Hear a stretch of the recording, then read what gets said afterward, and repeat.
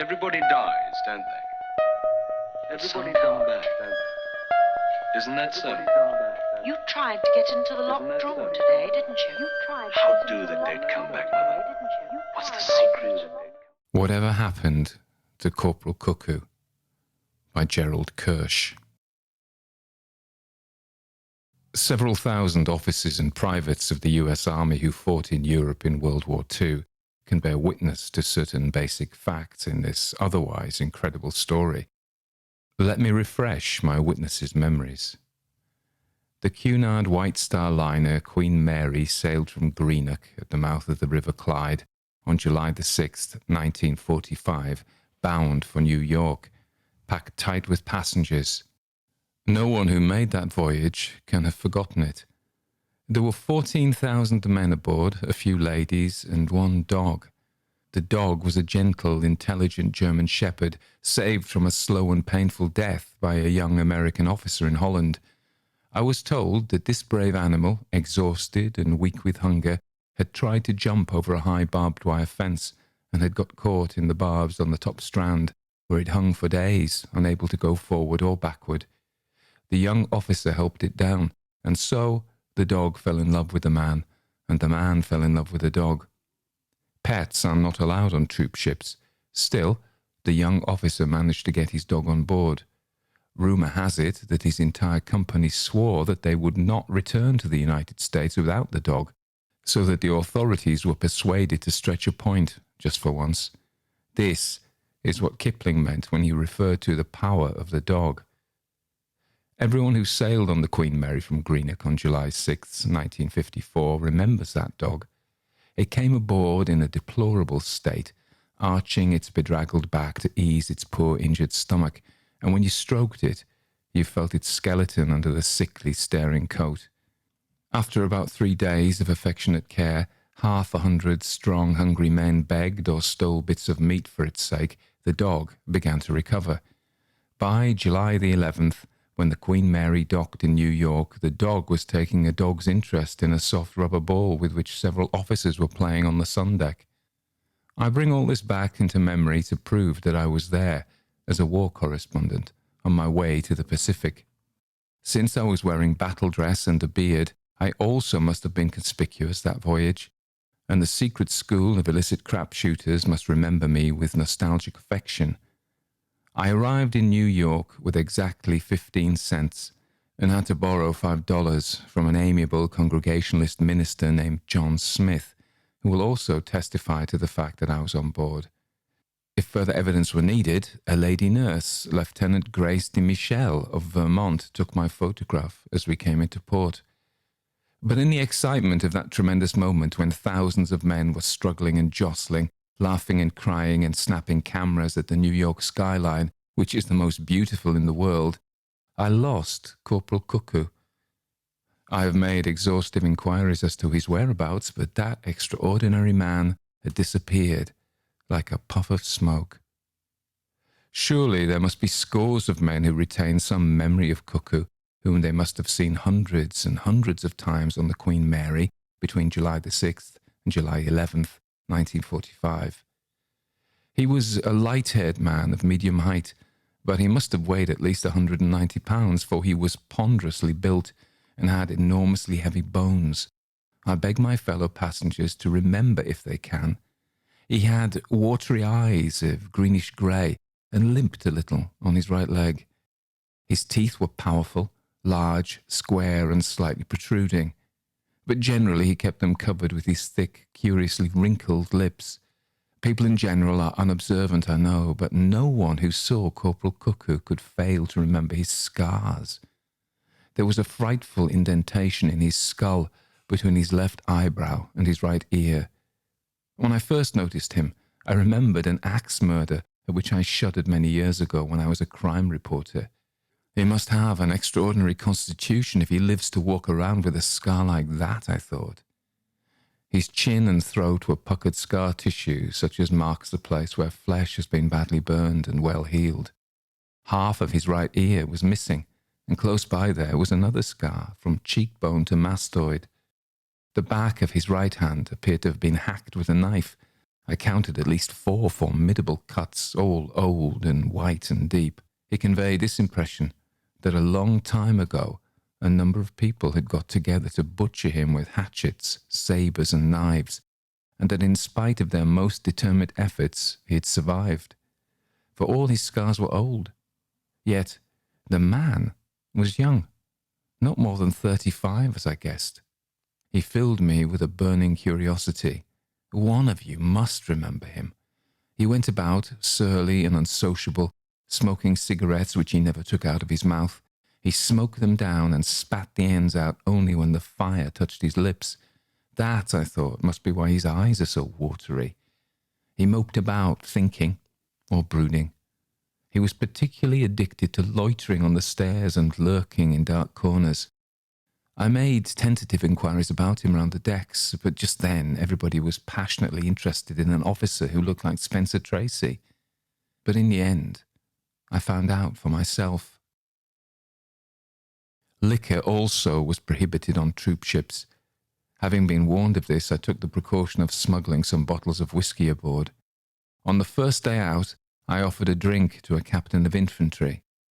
Before I knew where I was, I had made 17 new friends who overwhelmed me with affability and asked me for my autograph, so that on the second day, having thrown the last of the empty bottles out of the porthole, I was glad to sponge a drink off Mr. Charles Bennett, the Hollywood playwright. He too, if his modesty permits, will bear witness that I'm telling the truth. He gave me a ginger ale bottle full of good Scotch, which I concealed in the blouse of my battle dress, not daring to let any of my friends know that I had it. Late in the evening of the third day, I withdrew to a quiet spot where there was a strong enough diffusion of yellow light for me to read by. I intended to struggle again through some of the poems of François Villon and to refresh myself at intervals with a spot of Mr. Bennett's Scotch. It was hard to find an unoccupied place beyond locked doors on the Queen Mary at that time, but I found one. I was trying to read Villon's Ballade of Good Counsel, which that great poet wrote in medieval underworld slang, which is all but incomprehensible even to erudite Frenchmen who have studied the argot of the period. I repeated the first 2 lines aloud, hoping to talk some new meaning into them. Car ou sois porteur de bulles, piper ou hasardeur de dés. Then, a languid voice said, "Hello there. What do you know about it?" I looked up and saw the sombre, scarred face of the mysterious corporal half in and half out of the shadows. There was nothing to do but offer him a drink, for I had the bottle in my hand and he was looking at it. He thanked me curtly, half emptied the little bottle in one gulp and returned to me. "Piper ou hasardeur de dés," he said, sighing. "That's old stuff. Do you like it, sir?" I said, "Very much indeed. What a great man Villon must have been. Who else could have used such debased language to such effect? Who else could have taken thieves' patter, which is always ugly, and turned it into beautiful poetry?" "You understand it, eh?" he asked, with a half-laugh. "I can't say that I do," I said, "but it certainly makes poetry." "Yes, I know. Piper ou hasardeur de dés. You might as well try to make poetry out of something like this. I don't care if you run some come-to-Jesus racket or shoot craps. Who are you? What's the idea? It's a hell of a long time since they allowed you to wear a beard in the army." "War correspondent," I said. "My name's Kersh. You might as well finish this." He emptied the little bottle and said, "Thanks, Mr. Kersh. My name is Cuckoo." He threw himself down beside me, striking the deck like a sack of wet sand. "Yep, I think I will sit down," he said. Then he took my little book in his frightfully scarred right hand, flapped it against his knee, and then he gave it back to me. "Hasardeur de dés," he said in an outlandish accent. "You read Villon, I see." "No, I don't. I'm not much of a reader." "But you speak French. Where did you learn it?" I asked. "In France." "On your way home now?" "I guess so." "You're not sorry, I dare say." "No, I guess not." "You were in France?" "Holland." "In the army long?" "Quite a while."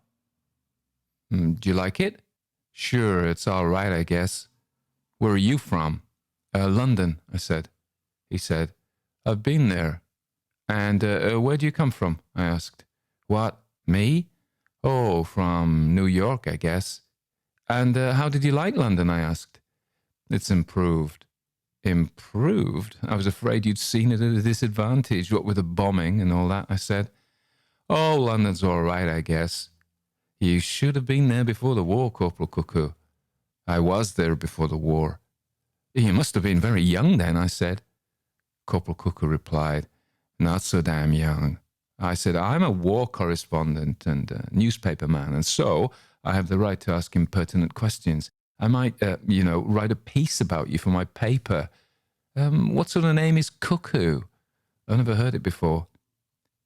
For the sake of appearances, I had taken out a notebook and a pencil. The corporal said, My name isn't really Cuckoo. It's a French name originally, Le Cocu. You know what that means, don't you? Somewhat embarrassed, I replied, well, if I remember rightly, a man who is Cuckoo is a man whose wife has been unfaithful to him. That's right. Have you any family? No. But you've been married, I asked. Plenty. What do you intend to do when you get back to the States, Corporal Cuckoo? He said, Grow flowers and keep bees and chickens. All alone? That's right, said Corporal Cuckoo. Flowers, bees, and chickens. What kind of flowers? I asked. Roses, he said, without hesitation. Then he added, Maybe a little later I'll go on south. What on earth for? I asked. Turpentine. Corporal Cuckoo, I thought, must be insane. Thinking of this, it occurred to me that his brain might have been deranged by the wound that had left that awful scar on his head. I said, They seem to have cut you up a bit, Corporal Cuckoo. Yes, sir, a little bit. Here and there, he said, chuckling. Yep, I've taken plenty in my time. So I should think, Corporal. The first time I saw you, I was under the impression that you'd got caught up in some machinery or something of the sort. What do you mean, machinery? Oh, no offence, Corporal, but those wounds on your head and face and neck haven't the appearance of wounds such as you might get from any weapon of modern warfare. Who said they were? Said Corporal Cuckoo roughly. Then he filled his lungs with air and blew out a great breath which ended in an exclamation. Foo wow! What was that stuff you gave me to drink? A good Scotch, why? It's good, all right. I didn't know how to drink it. I've laid off the hard stuff for God knows how many years. It goes to my head. I didn't know how to touch it. Nobody asked you to empty a 12-ounce ginger ale bottle full of Scotch in 2 drinks, I said resentfully. I'm sorry, mister. When we get to New York, I'll buy you a whole bottle if you like, said Corporal Cuckoo, squinting as if his eyes hurt, and running his fingers along the awful crevasse of that scar in his head. I said, That was a nasty one you got, up there. What, this? He said, carelessly striking the scar with the flat of a hard hand. This? Nasty one? I'll say it was a nasty one.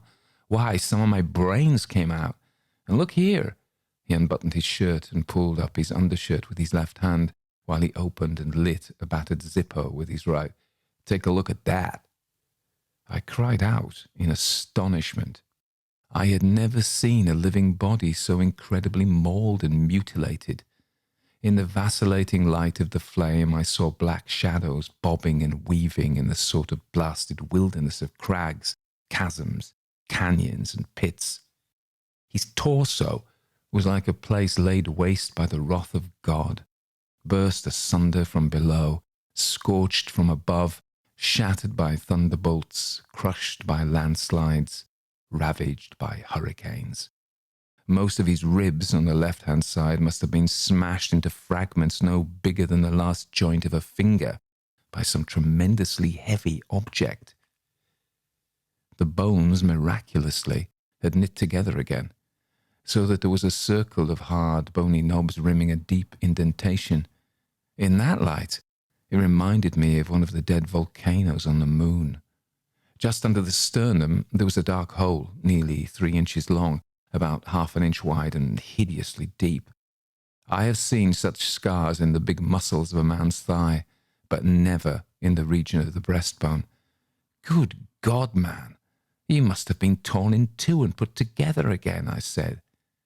Corporal Cuckoo merely laughed and held his lighter so that I could see his body from stomach to hips. Between the strong muscles just under the liver, there was an old scar into which, old and healed though it was, you might have laid 3 fingers. Cutting across this, another scar more than half as deep but more than 12 inches long, curved away downward towards the groin on the left. Another appalling scar came up from somewhere below the buckle of his belt and ended in a deep triangular hole in the region of the diaphragm. And there were other scars, but the lighter went out, and Corporal Cuckoo buttoned up his shirt. "Is that something?" he asked. "Is that something?" I cried. "Why, good God, I'm no medical man, but I can see that the least of those wounds you've got down there ought to be enough to kill any man. How do you manage to be alive, Cuckoo? How is it possible?" "You think you've seen something? Listen, you've seen nothing till you see my back. But never mind about that now." "Tell me," I said, "how in the devil did you come by all that? They're old scars. You couldn't have got them in this war." He slid down the knot of his tie, unbuttoned his collar, pulled his shirt aside and said dispassionately, "No, look, this is all I got this time." He pointed nonchalantly to his throat. I counted 5 bullet scars in a cluster, spaced like the fingertips of a half-opened hand at the base of the throat. "Light machine gun," he said. "But this is impossible," I said, while he readjusted his tie. "That little packet there must have cut 1 or 2 of the big arteries and smashed your spine to smithereens." "Sure it did," said Corporal Cuckoo. And how old did you say you were?" I asked. Corporal Cuckoo replied, "Round about 438. 38? I said 438. The man is mad, I thought. "Born in 1907, I asked. 1507, said Corporal Cuckoo, fingering the dent in his skull. Then he went on, half dreamily. How am I to describe his manner? It was repulsively compounded of thick stupidity, low cunning, anxiety, suspicion, and sordid calculation. It made me remember a certain peasant who tried to sell me an American wristwatch near Saint-Jacques in 1944. But Corporal Cuckoo talked American, at first leering at me in the dim light and feeling his shirt as if to assure himself that all his scars were safely buttoned away. He said slowly, "Look, I'll give you the outline. It's no use you trying to sell the outline, see? You're a newspaper man. Though you might know what the whole story would be worth, there is no use you trying to sell what I'm giving you now, because you haven't got a hope in hell. But I've got to get back to work, see? I want some dough." I said, "For roses, chickens, bees, and turpentine." He hesitated and then said, "Well, yes," and rubbed his head again. "Does it bother you?" I asked. "Not if I don't touch that stuff you gave me," he replied, dreamily resentful. "Where did you get that scar?" I asked.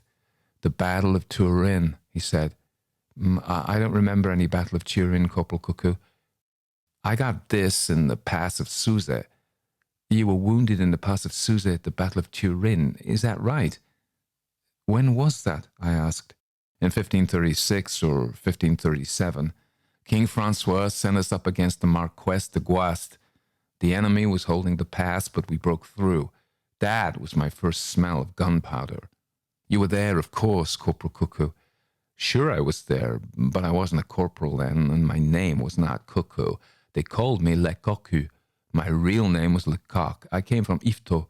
I used to work for a man who made linen, Nicholas. The 2 or 3 minutes passed, while the corporal told me what he thought of Nicholas. Then, having come down curse by curse out of a red cloud of passion, he continued. To cut it short, Denise ran off, and all the kids in the town were singing, "Lecoq, Lecoq, Lecoq, Lecoq, Lecoq, Le Cocu."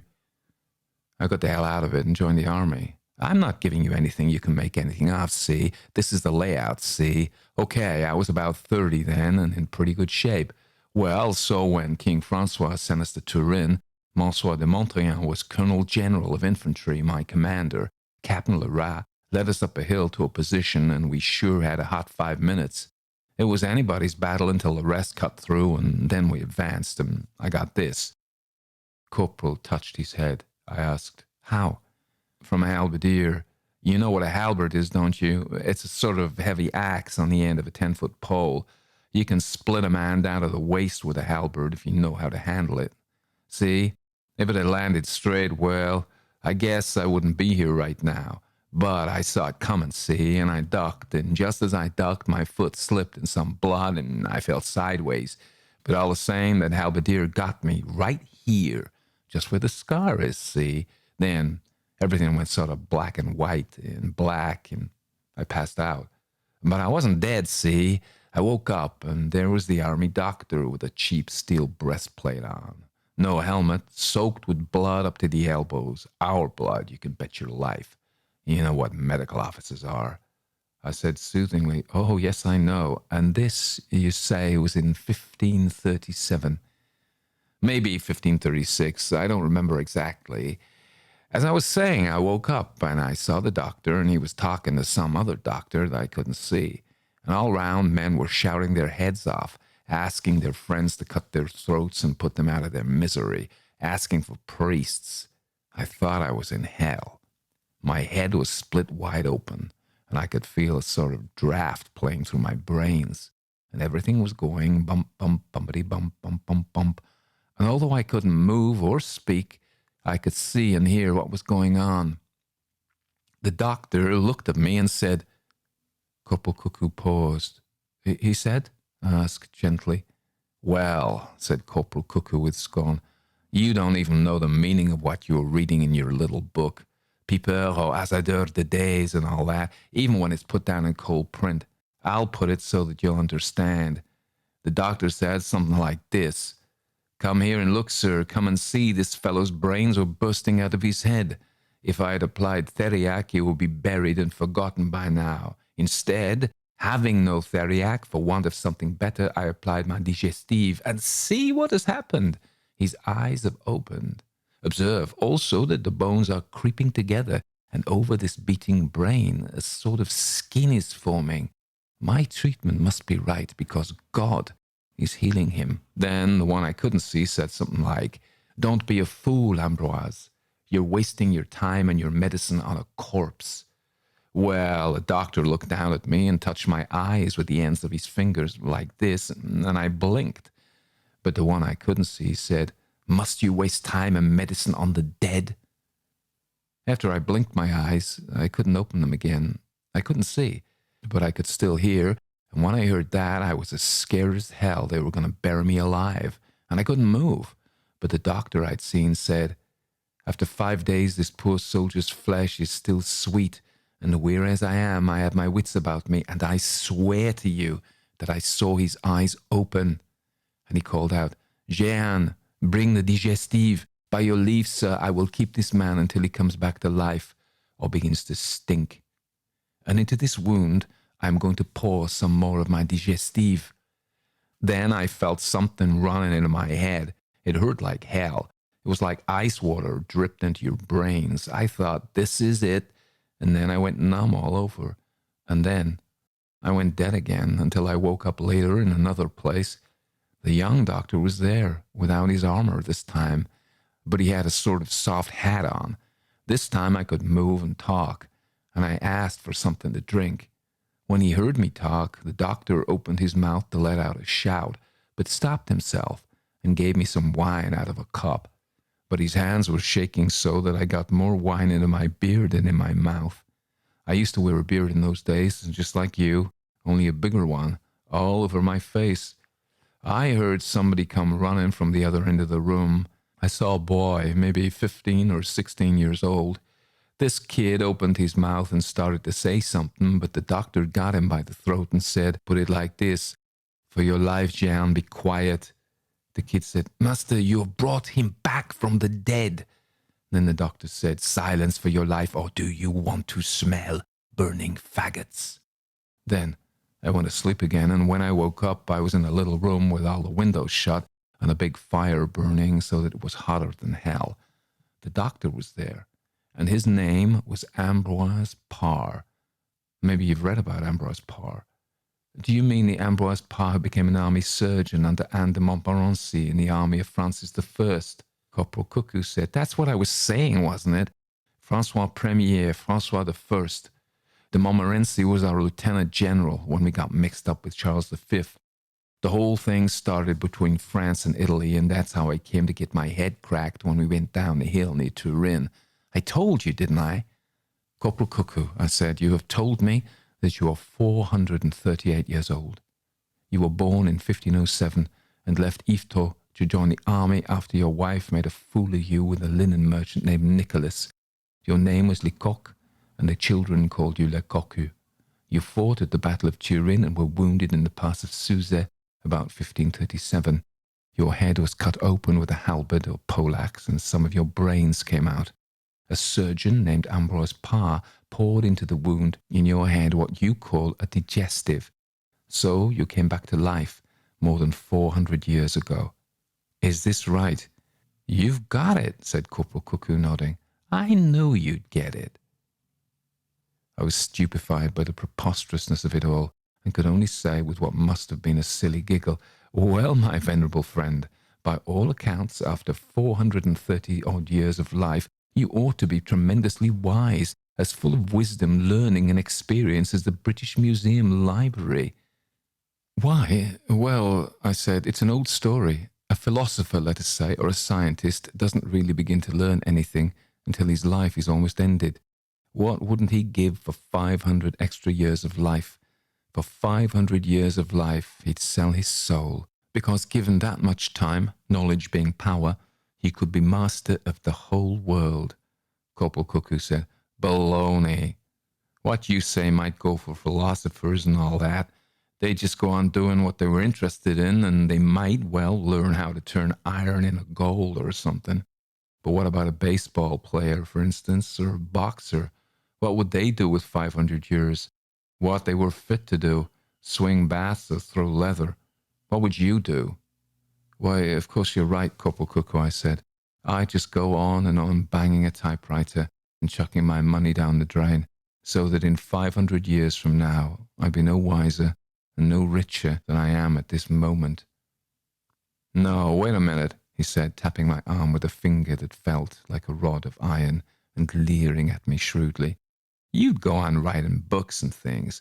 You're paid on a percentage basis, so in 500 years you'd have more than you could spend. But how about me? All I'm fit for is to be in the army. I don't give a damn for philosophy and all that stuff. It don't mean a thing to me. I'm no wiser now than I was when I was 30. I never did go in for reading and all that stuff, and I never will. My ambition is to get me a place like Jack Dempsey's on Broadway. I thought you said you wanted to grow roses and chickens and bees and turpentine trees and whatnot, I said. Yep, that's right. How do you reconcile the two? I mean, how does a restaurant on Broadway fit in with the bees and roses, etc.? Well, it's like this, said Corporal Cuckoo. I told you about how Dr. Paré healed up my head when it was split open so that my brains were coming out. Well, after I could walk about a bit, he let me stay in his house, and I can tell you, he fed me on the fat of the land, though he didn't live any too damn well himself. Yep, he looked after me like a son. A hell of a lot better than my old man ever looked after me. Chickens, eggs, and wine, anything I wanted. If I said, I guess I'd like a pie made with skylarks for dinner, I had it. If I said, Doc, this wine is kind of sour, up came a bottle of Alicante or something. Inside 2 or 3 weeks, I was fitter and stronger than I'd ever been before. So then I got kind of restless and said I wanted to go. Well, Dr. Paré said he wanted me to stay. I said to him, I'm an active man, Doc, and I've got my living to get. And before I got this little crack on the head, I heard that there was money to be made in one army or another right now. Well, then, Dr. Paré offered me a couple of gold pieces to stay in his house for another month. I took the money, but I knew then that he was up to something, and I went out of my way to find out. I mean, he was an army surgeon, and I was nothing but a lousy infantryman. There was a catch in it somewhere, see?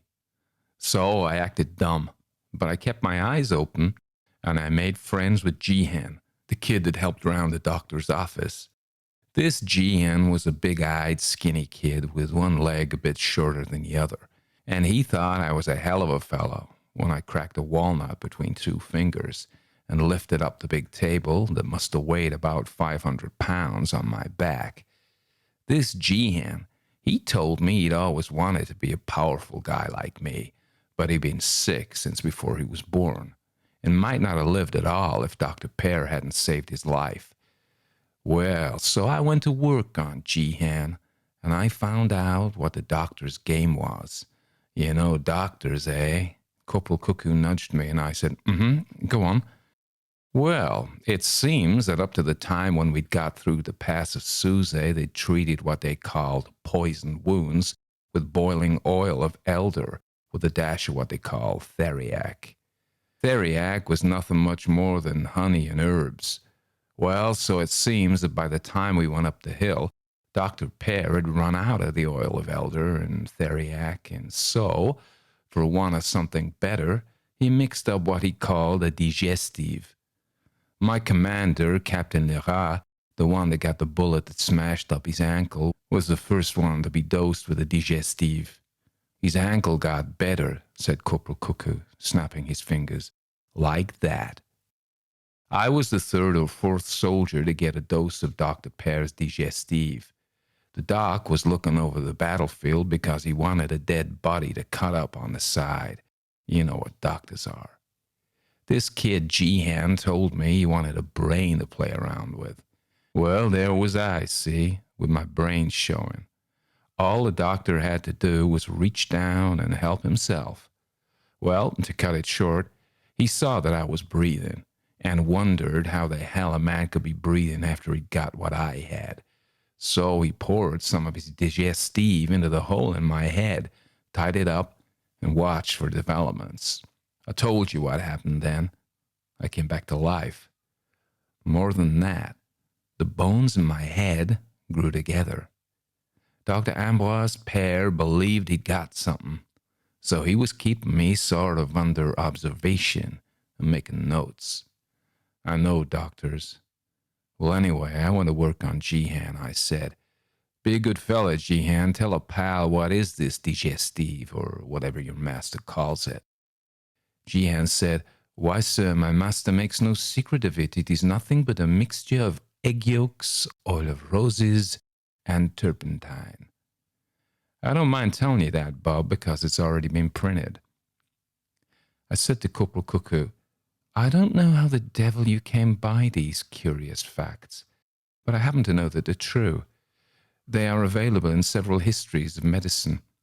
Ambroise Paré's digestive, with which he treated the wounded after the Battle of Turin, was, as you say, nothing but a mixture of oil of roses, egg yolks, and turpentine. And it is also a fact that the first wounded man upon whom he tried it really was Captain Lerat in 1537. Paré said at the time, I dressed his wounds and God healed him. Well? Yep, said Corporal Cuckoo with a sneer. Sure, turpentine, oil of roses, egg. That's right. You know the proportions? No, I don't, I said. You know, don't you, Bob? I know you don't, Bob. Well, I do, see? And I'll tell you something else. It's not just oil of roses, eggs, and turpentine. There was one other thing Dr. Paré slipped in my case for an experiment, see? And I know what it is. I said, well, go on. Well, I could see that this Dr. Ambroise Paré was going to make something out of me, see? So I kept my eyes open, and I waited, and I worked on Jihan until I found out just where the doctor kept his notebook. I mean, in those days, you could get $60,000 or $70,000 for a bit of bone they called a unicorn's horn. Hell, I mean, if I had something that could just about bring a man back from the dead, draw his bones together and put him on his feet in a week or two, even if his brains were coming out, hell, everybody was having a war then, and I could have been rich in a few minutes. I said, no doubt about that. What the hell, said Corporal Cuckoo. What the hell right did he have to use me for a guinea pig? Where would he have been if it hadn't been for me? And where do you think I'd have been after? Out on my neck with 2 or 3 gold pieces while the doctor grabbed the credit and made millions out of it. I wanted to open a place in Paris, girls and everything, see? Could I do that on 2 or 3 gold pieces, I ask you? Okay.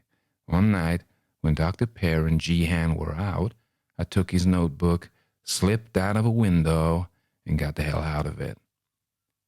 As soon as I thought I was safe, I went into a saloon and drank some wine and got into a conversation with a girl. It seems somebody else was interested in this girl, and there was a fight. The other guy cut me in the face with a knife. I had a knife too, you know how it is. All of a sudden, I felt something puffing my knife out of my hand, and I saw that I'd pushed it between this man's ribs. He was one of those mean little guys, about 120 pounds, with a screwed-up face. She was a great big girl with yellow hair. I could see that I'd killed him, so I ran for my life, and I left my knife where it was, stuck tight between his ribs. I hid out, expecting trouble, but they never found me. Most of that night I lay under a hedge. I was pretty sick. I mean, he cut me from just under the eye to the back of my head, and cut me deep. He cut the top of my right ear off, clean. It wasn't only that it hurt like hell, but I knew I could be identified by that cut. I'd left half an ear behind me.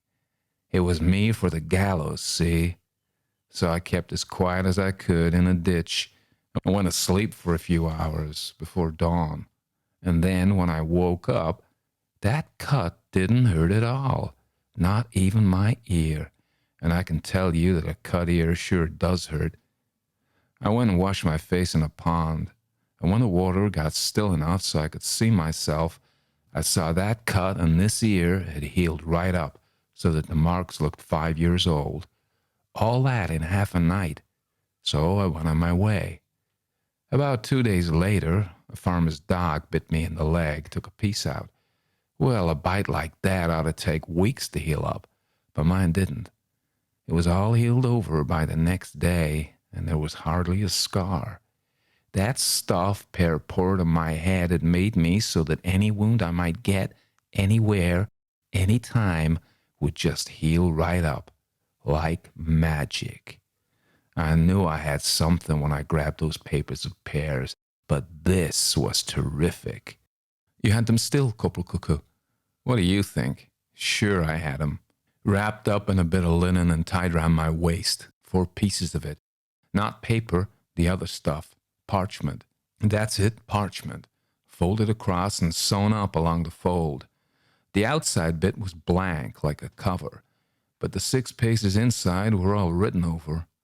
The hell of it was, I couldn't read. I'd never been learned, see? Well, I had the best part of my 2 gold pieces left, and I pushed on to Paris.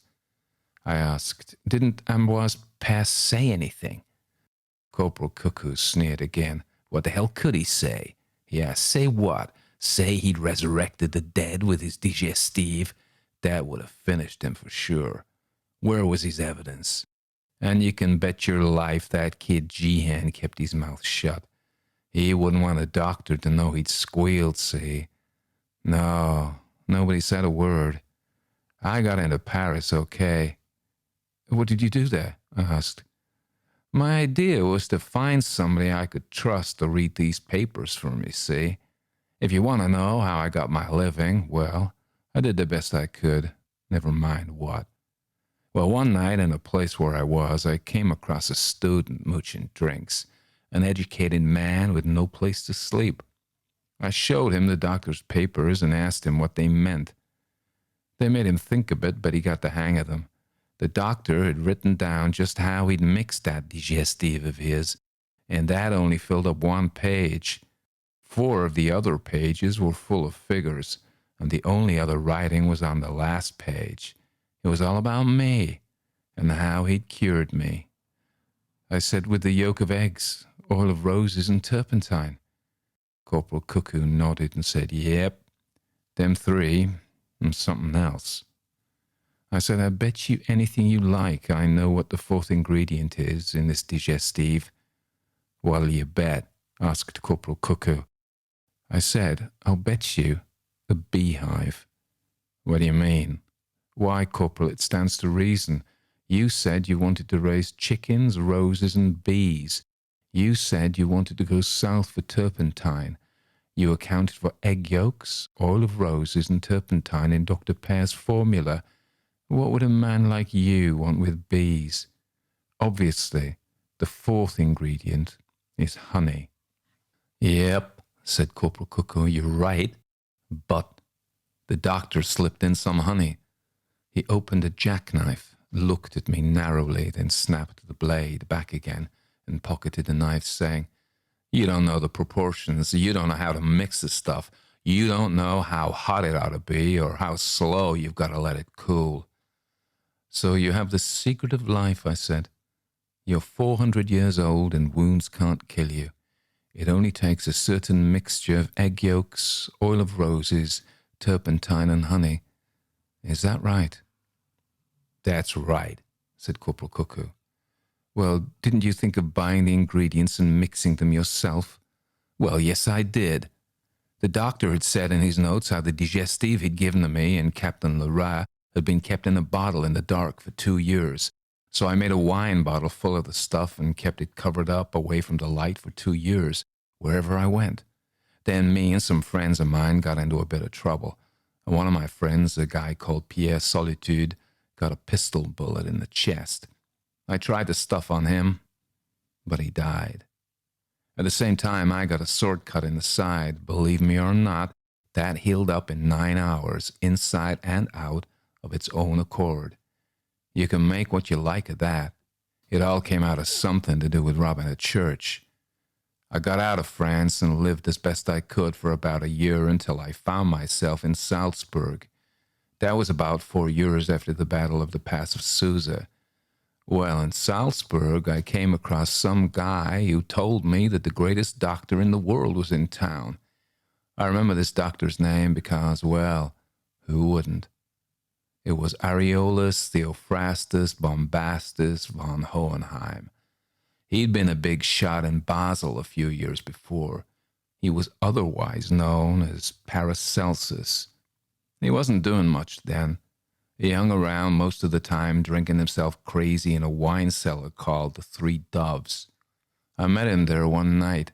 It must have been in 1541, and said my piece when nobody else was listening. Corporal Cuckoo laughed harshly. I said Paracelsus was a very great man. He was one of the great doctors of the world. Oh, hell. He was only a fat old drunk. Certainly was higher than a kite when I saw him, yelling his head off, banging on the table with an empty can. When I told him about this stuff in strict confidence, he got madder than ever, called me everything he could think of, and believe me, he could think of plenty, and bent the can over my head, broke the skin just where the hair starts. I was going to take a poke at him, but then he calmed down a bit and said in Swiss German, I think it was, Experiment, experiment, a demonstration, a demonstration. If you come back tomorrow and show me that cut perfectly healed, charlatan, I listen to you. Then he burst out laughing, and I thought to myself, I'll give you something to laugh at, bub. So I took a walk, and that little cut healed up and was gone inside an hour. Then I went back to show him. I'd sort of taken a liking to the old soak, see? Well, when I get back to this tavern, there's Dr. von Hohenheim, or Paracelsus if you like, lying on his back dying of a dagger stab. He'd gotten into a fight with a woodcarver, and this woodcarver was soused as he was, see? And so he let this Paracelsus have it. I never did have no luck, and I never will. We might have got along together, me and him. I only talked to him for half an hour, but so help me, you knew who was the boss when he was there, all right. Oh, well, that was that. And then I asked, I'm just giving you the outline, see? If you want the whole story, it's going to cost you plenty, said Corporal Cuckoo. I bummed around Salzburg for a year, got whipped out of town for being a beggar, got the hell out of it to Switzerland, and signed on with a bunch of paid soldiers, what they called condottieri, under a Swiss colonel, and did a bit of fighting in Italy. There was supposed to be good pickings there, but somebody stole my little bit of loot, and we never even got half our pay in the end. Then I went to France. I met a sea captain by the name of Bordelais who was carrying brandy to England that was short of a man. A fast little English pirate boat stopped us in the channel and grabbed the cargo, cut Bordelais' throat, and slung the crew overboard. All except me. The limey Captain Hawker liked the look of me. I joined the crew, but I never was much of a sailor. That hooker, hell, she wasn't bigger than one of the lifeboats on this ship, was called the Harry, after the King of England, Henry VIII, the one they made the movie about. Still, we did all right. We specialized in French brandy, stopped the froggy boats in mid-channel, grabbed the cargo, shoved the captain and the crew overboard. Dead men tell no tales, old Hawker always said. Well, I jumped the ship somewhere near Romney with money in my pocket. I didn't like the sea. See? I'd had a half a dozen nasty wounds, but they couldn't kill me. I was worried about what had happened if I went overboard. You could shoot me through the head and not kill me, though it had hurt like hell for a few days while the wound healed itself. But I just hated to think of what would happen if somebody tried to drown me. Get it? I'd have to wait underwater till the fishes ate me, or till I just sort of naturally rotted away, alive all the time. And that's not nice. Well, as I was saying, I quit at Romney and got to London. There was an oldish widow with a linen draper's business near London Bridge. She had a bit of dough, and she took a fancy to me. Well, what the hell? I got married to her, lived with her about 13 years. She was a holy terror at first, but I corrected her. Her name was Rose, and she died just about when Queen Elizabeth got to be the Queen of England. That was around 1558, I guess. She was scared of me. Rose, I mean, not Queen Elizabeth, because I was always playing around with honey and eggs and turpentine and oil of roses. She got older and older, and I stayed exactly the same as I was when I married her, and she didn't like that one bit. She thought I was a witch, said I had the philosopher's stone and knew the secret of perpetual youth. Ha, so help me, but she wasn't so damn far wrong. She wanted me to let her in on it. But as I was saying, I kept working on those notes of Dr. Pear's, and I mixed honey, turpentine, oil of roses, and the yolks of eggs, just as he'd done, in the right proportions at the proper temperature, and kept the mixture bottled in the dark for the right length of time. And still, it didn't work. I asked Corporal Cuckoo, "How did you find out that your mixture didn't work?" "Well, I tried it on Rose. She kept on at me till I did. Every now and again we had a kind of a lover's quarrel, and I tried the digestive on her afterward. But she took as long to heal as an ordinary person would have taken. The interesting thing was that I not only couldn't be killed by a wound, I couldn't get any older, I couldn't catch any diseases, I couldn't die. And you can figure this out for yourself. If some stuff that cured any sort of wound was worth a fortune, what would it be worth to me if I had something that would make people stay young and healthy forever, eh?" He paused. I said, "Interesting speculation. You might have given some of the stuff, for example, to Shakespeare. He got better and better as he went on. I wonder what he would have arrived at by now. I don't know, though. If Shakespeare had swallowed an elixir of life and perpetual youth when he was very young, he would have remained as he was, young and undeveloped. Maybe he might still be holding horses outside theatres, or whistling for taxis, a stage-struck country boy of undeveloped genius. If, on the other hand, he'd taken the stuff when he wrote, say, The Tempest, there he'd be still, burnt up, worn out, world-weary, tired to death, and unable to die. On the other hand, of course, some debauched rake of the Elizabethan period could go on being a debauched rake at high pressure for centuries and centuries. But oh my God, how bored he would get after 100 years or so, and how he'd long for death. That would be dangerous stuff, that stuff of yours, Corporal Cuckoo." "Shakespeare," he said. "Shakespeare, William Shakespeare. I met him. I met a buddy of his when I was fighting in the Netherlands, and he introduced us when we got back to London. William Shakespeare, puffy-faced man, bald on top, used to wave his hands about when he talked. He took an interest in me. We talked a whole lot together." What did he say? I asked. Corporal Cuckoo replied, "Oh, hell. How can I remember every goddamn word? He just asked questions the same as you do. We just talked." "And how did he strike you?" I asked. Corporal Cuckoo considered and then said slowly, "The kind of man who counts his change and leaves a nickel tip. One of these days I'm going to read his books, but I've never had much time for reading." I said, "So, I take it that your only interest in Pairs Digestive has been a financial interest. You merely wanted to make money out of it. Is that so?" "Why, sure," said Corporal Cuckoo. "I've had my shot of the stuff. I'm all right." "Corporal Cuckoo, has it occurred to you that what you're after is next door to impossible?" "How's that?" "Well," I said, "your Pairs Digestive is made of egg yolk, oil of roses, turpentine, and honey. Isn't that so?" "Well, yes. So what? What's impossible about that?" I said, "You know how a chicken's diet alters the taste of an egg, don't you?" "Well?" "What a chicken eats changes not only the taste, but the color of an egg. Any chicken farmer can tell you that. Isn't that so?" "Well?" "Well, what a chicken eats goes into the egg, doesn't it? Just as the fodder that you feed a cow comes out in the milk. Have you stopped to consider how many different sorts of chickens there have been in the world since the Battle of Turin in 1537, and the varieties of chicken feed they might have packed up in order to lay their eggs? Have you thought that the egg yolk is only one of 4 ingredients mixed in Ambroise Pairs Digestive?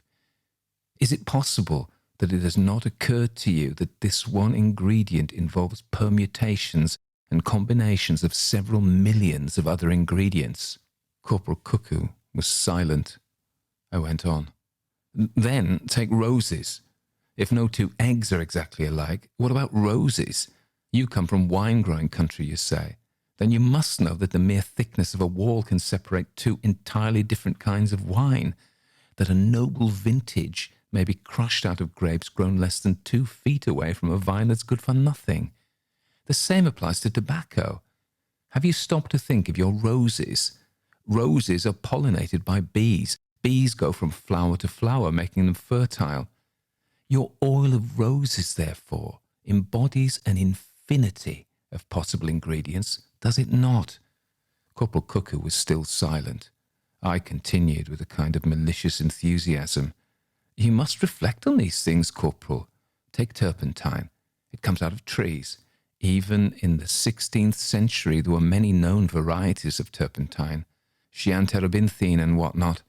But above all, my dear fellow, consider honey. There are more kinds of honey in the world than have ever been categorized.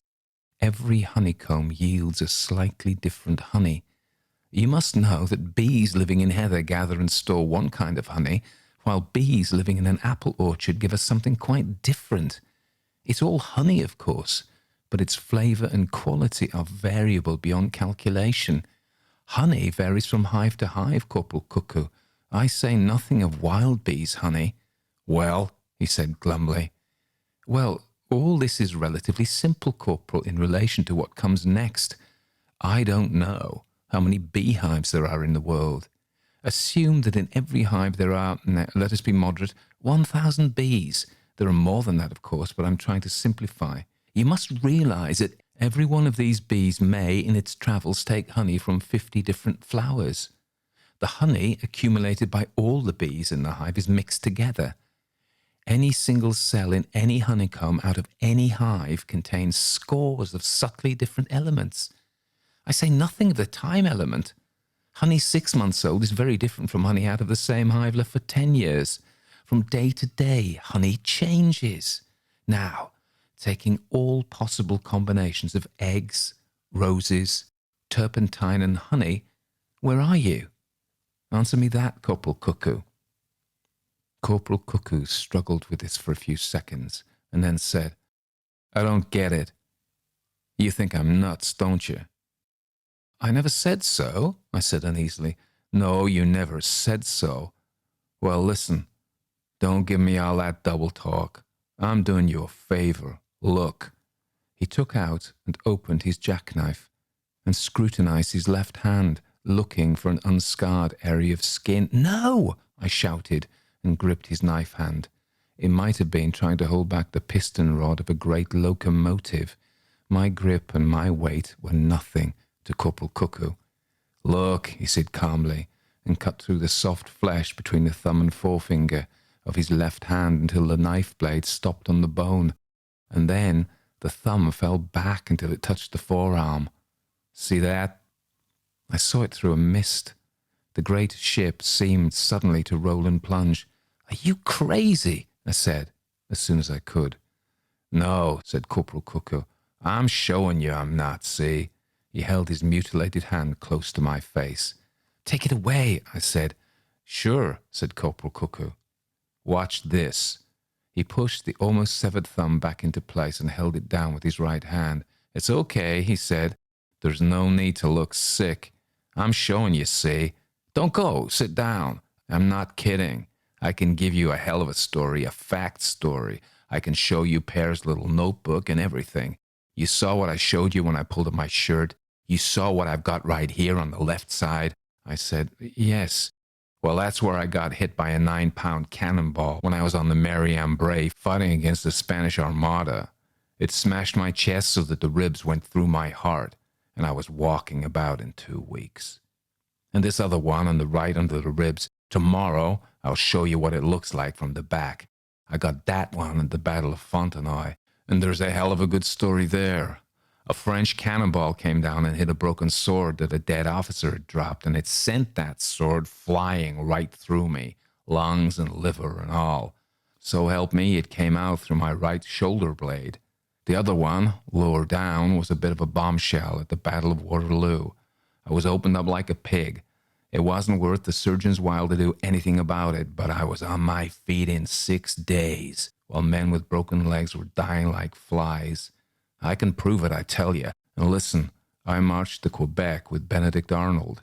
Sit still and listen. My right leg was smashed to a pulp all the way down from the hip to the ankle at Balaclava, and knitted together before the surgeon had a chance to get around to me. He couldn't believe his eyes. He thought he was dreaming. I can tell you a hell of a story, but it's worth dough, see?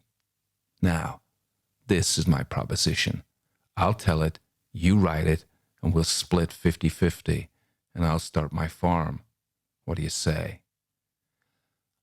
I heard myself saying in a sickly, stupid voice, "Why didn't you save some of your pay all those years?" Corporal Cuckoo replied with scorn, "Why didn't I save my pay? Because I am what I am, you mug. Hell, once upon a time, if I'd kept away from cards, I could have bought Manhattan Island for less than what I lost to a Dutchman called Brunke, drawing ace high for English guineas. Save my pay. If it wasn't one thing, it was another. I lay off liquor, okay? So if it's not liquor, it's a woman. I lay off women, okay? Then it's cards or dice. I always meant to save my pay, but I never had it in me to save my goddamn pay. Dr. Paré's stuff fixed me, and when I say it fixed me, I mean it fixed me, just like I was, and am, and always will be. See?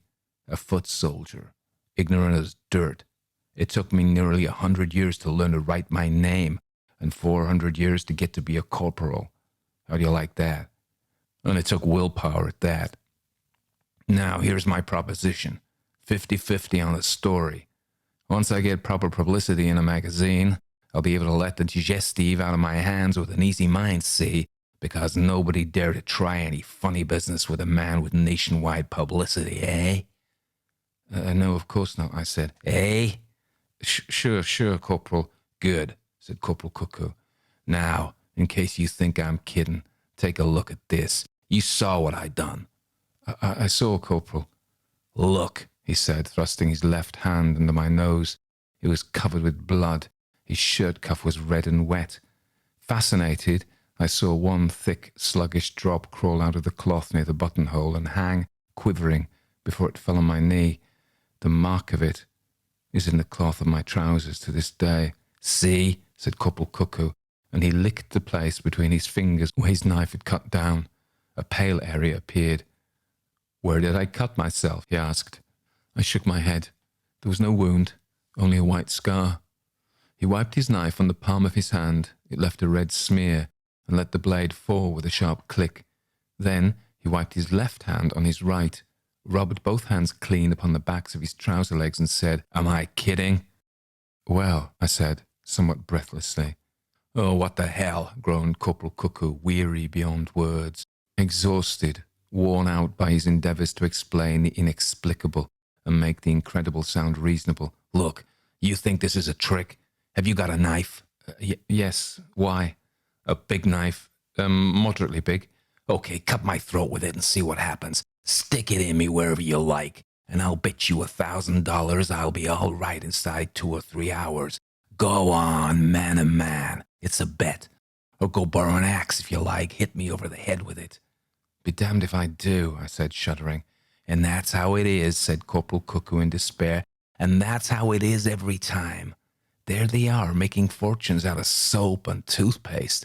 And here I am with something in my pocket to keep you young and healthy forever. Ah, go chase yourself. I never ought to have drunk your rotten scotch. This is the way it always is. You wear a beard just like I used to wear before I got a gunpowder burn in the chin at Zutphen when Sir Philip Sidney got his, or I wouldn't have talked to you. Oh, you dope. I could murder you, so help me I could. Go to hell." Corporal Cuckoo leaped to his feet and darted away so swiftly that before I found my feet, he disappeared. There was blood on the deck close to where I'd been sitting, a tiny pool of blood, no larger than a coffee saucer, broken at one edge by the imprint of a heel.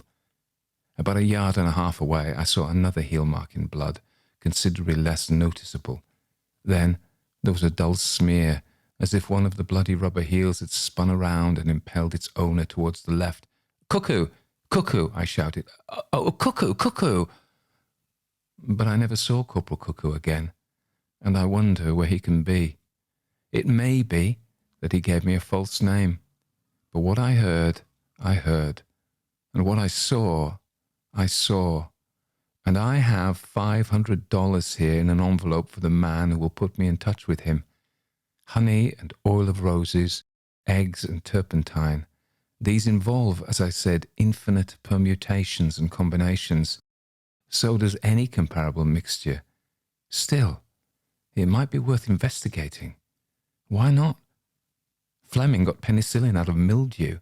Only God knows the glorious mysteries of the dust out of which come trees and bees and life in every form, from mildew to man. I lost Corporal Cuckoo before we landed in New York on July the 11th, 1945. Somewhere in the United States, I believe, there is a man tremendously strong in the arms and covered with terrible scars who has the dreadfully dangerous secret of perpetual youth and life. He appears to be about 30-odd years of age and has watery, greenish eyes.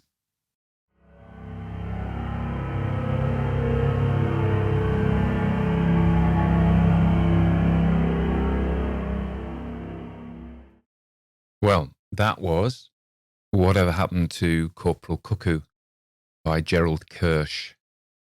I must thank Gavin Critchley for this story. He contacted me to do a commission way back at the beginning of the summer. And he wanted me to do this particular story as a favourite of his for his birthday.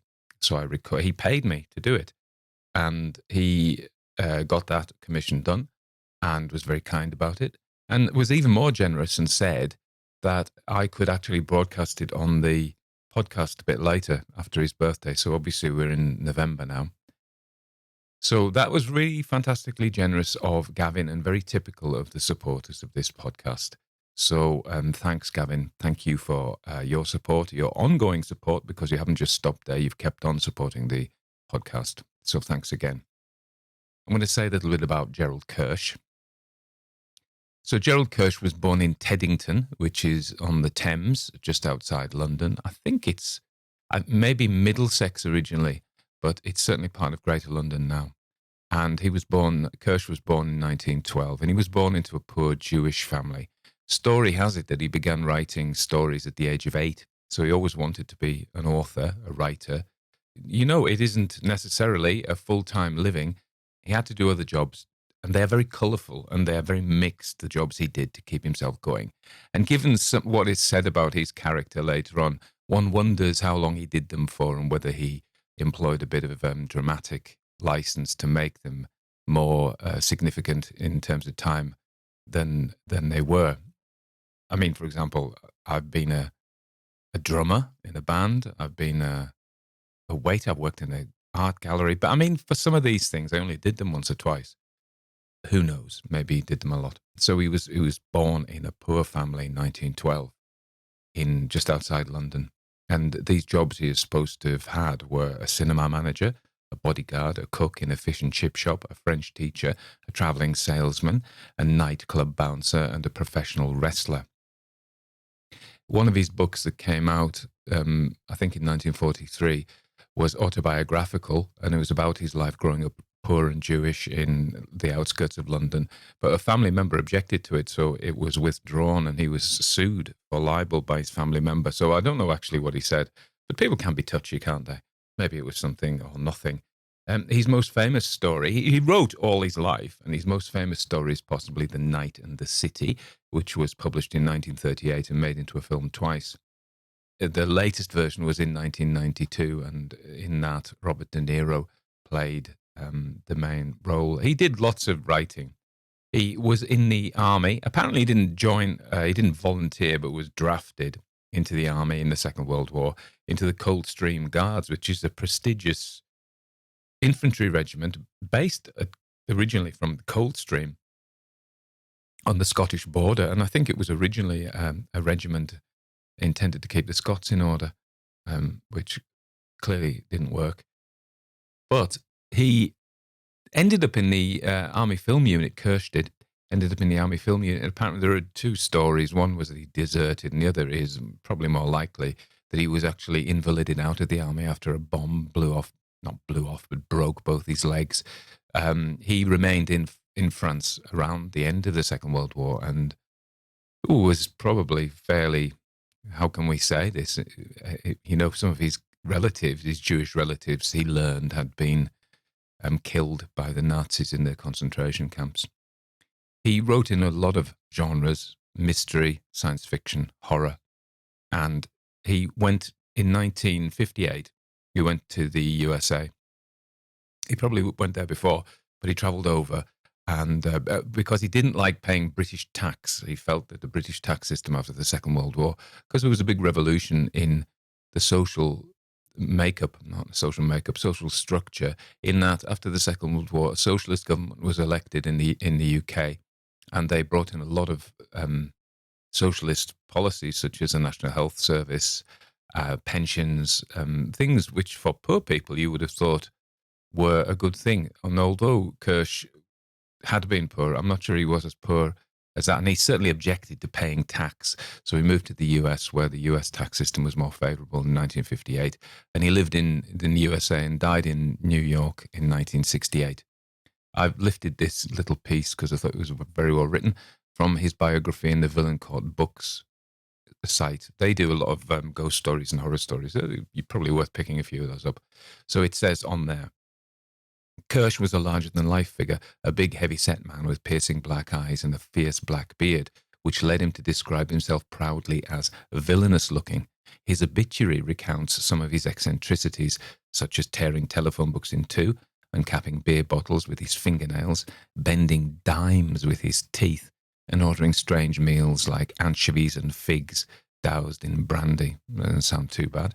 For breakfast. Yeah, still I could eat that for breakfast. Kersh lived the last several years of his life in the mountain community of Cragsmoor in New York, so I'm guessing that's New York State rather than New York City, and died at the age of 57 in 1968 of cancer of the throat. That's Kersh. So there's probably a lot more to be said about him. He sounds like an interesting guy. Whatever happened to Corporal Cuckoo? ? Well, we know now. This is a story about immortality. And there have been many stories about immortality. Quite often, the twist on it is it's not an original twist. And I don't think this is the main purpose of this story, but the main thrust of this story, but is to turn immortality into a curse. And we think of the Flying Dutchman and the Wandering Jew. These people are condemned to live a terrible life forever, wandering the world like lost souls. So there's a bit of that here.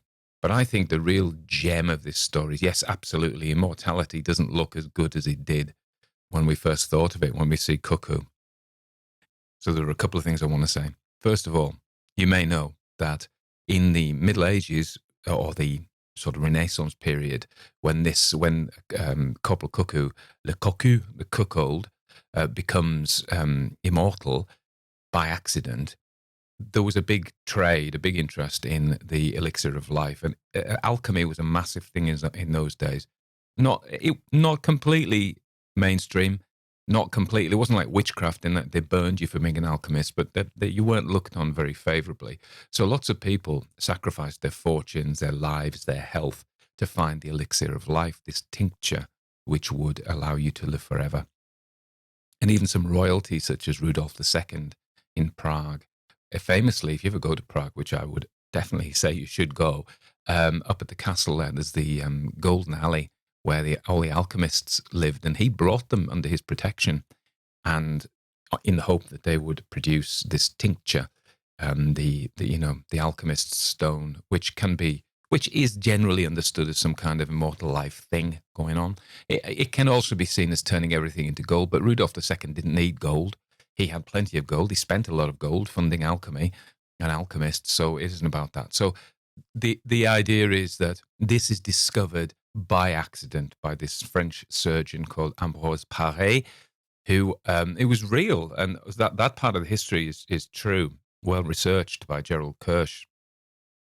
So this great lump of a man is given immortal life by accident, and he can't reproduce it. So the whole of eternity thereafter for Cuckoo, and presumably continuing onwards, because he disappears from the Queen Mary on its way to America. So we presume he's still at it now.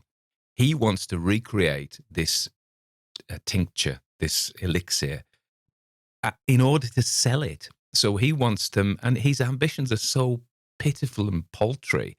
He actually wants to get enough money to open a low rent clip joint somewhere with just real low class, looking for low class customers. And this is the height of his ambition. So all he wants from immortality is to run a club like that, so he can actually presumably satisfy his own interest in cheap liquor and cheap girls, eh? So comments, please. No doubt there will be some.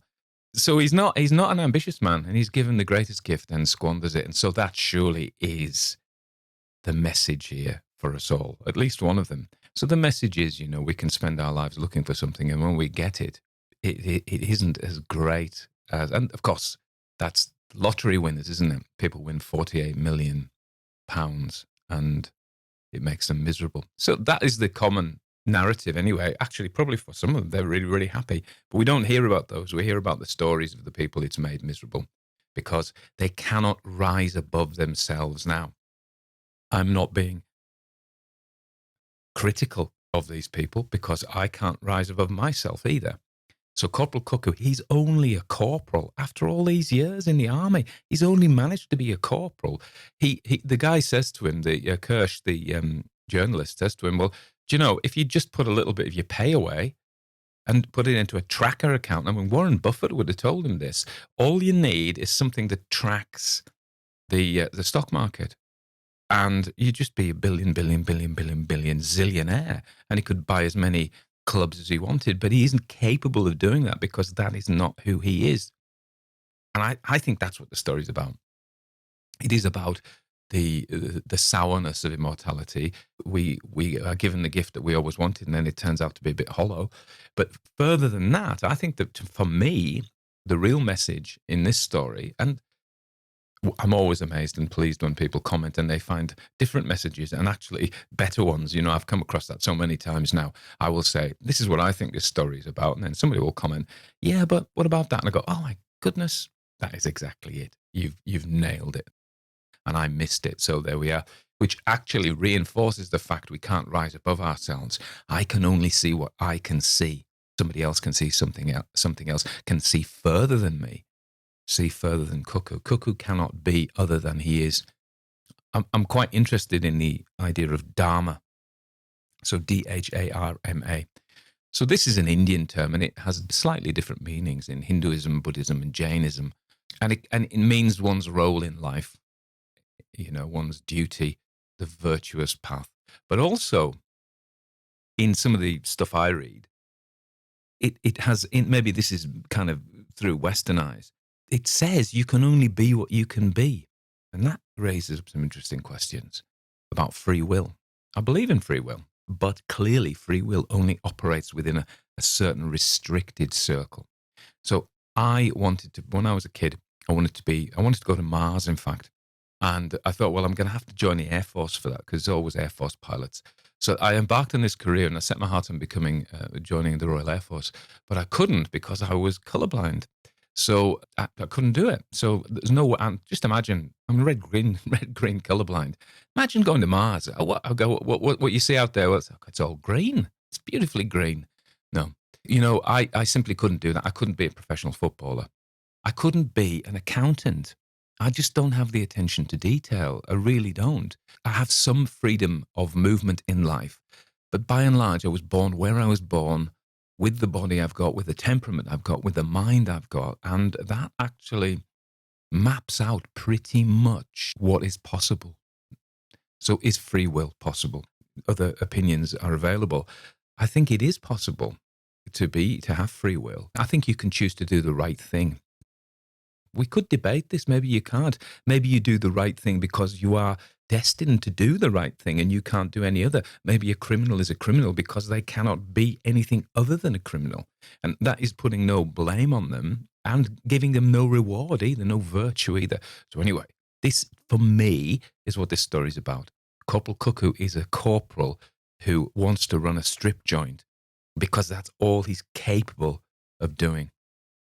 And I am doing what I do because that's all I'm capable of doing. And I don't mean that in a nasty way. I mean, this is where fate and gravity and time and all this have put me, sitting in my den at the top of my new house, which I really like, recording a podcast about the kind of things that I record a podcast about. I'm not Joe Rogan, and I'm not doing a beauty podcast. Funnily enough, I decided at one point I was going to do Botox. So Sheila was very helpful with this, and we went out and we injected lots of, mostly women, some men, with fillers and Botox, and it never really took off because I'm not actually that interested in beauty. But the reason I've been able to continue this podcast for going on, is it 3 years now? I think it might be, is because I'm actually interested in these things. So when I get up, I am driven to do it in a way that I couldn't say if I was doing one about football. I just couldn't do a podcast about football. That neatly segues, actually not very neatly, into commentaries about the podcast. There's a feedback process now, which is great. And people have said to me, well, I see that you're doing this, you're changing your thumbnails and you're trying to do this. And the truth is more complicated than that. Yes, I have been watching YouTube videos about how to improve your YouTube. That's very incestuous, isn't it? It's a circle. The worm eats itself. Yeah, there are huge YouTube channels about how to be huge on YouTube. And it just goes round and round and round. So, yeah, I will say, it would be good because then I could have money and I could jack in my job and fine. But what I end up doing is doing the things that I'm just, the whims that come to me. I just, the Halloween ones were a case in point. There were 3 Halloween videos and all 3 of them were fairly dark. Ray Bradbury's was darker than mine. The Killer Clowns wasn't very dark at all, but it was funny. Yeah, it was a humorous story. But because I picked a killer clown picture, people thought it was much darker than it was, and they avoided it because of that, I think. But, the people who listen to it will tell you, actually, it was fairly comic. The Haunting of Unit 409, again, it was a pretty typical Tony Walker story. And some people liked it. Most people really liked it. I liked it. I think it was okay. My love affair with the storage unit, which you can listen to.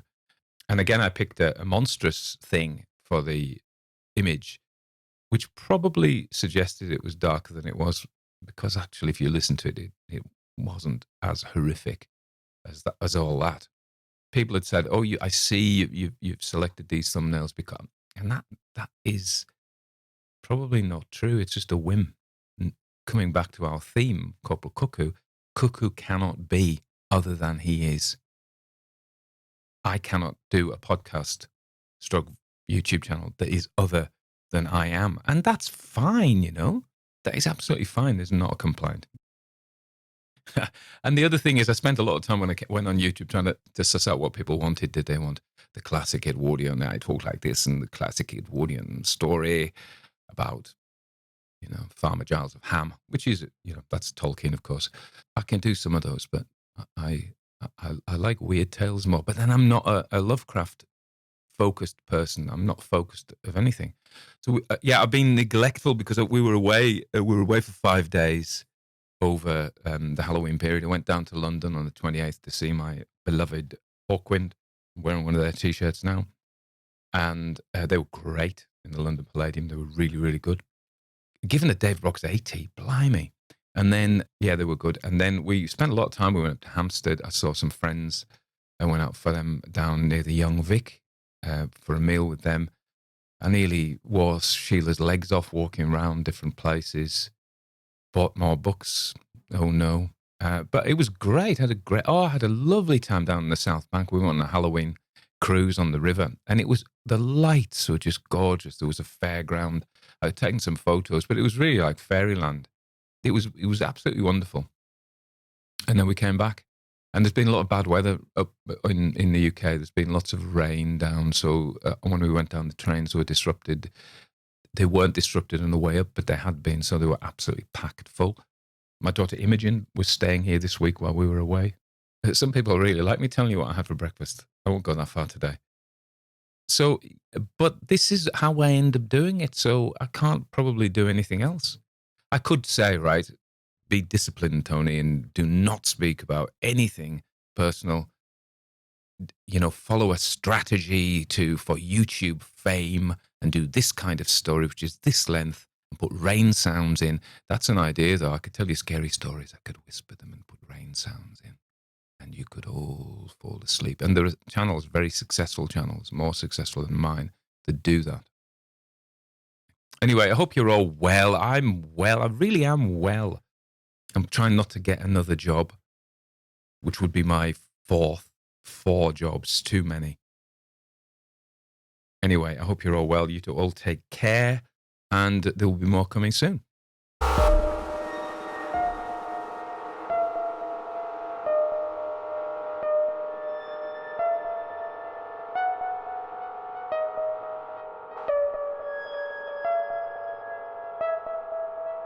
Everybody dies, don't they? Everybody come back, don't they? Isn't that so? Come back, don't they? Isn't that so? Come back, don't they? Isn't that so? Come back, don't they? Isn't that so? Come back.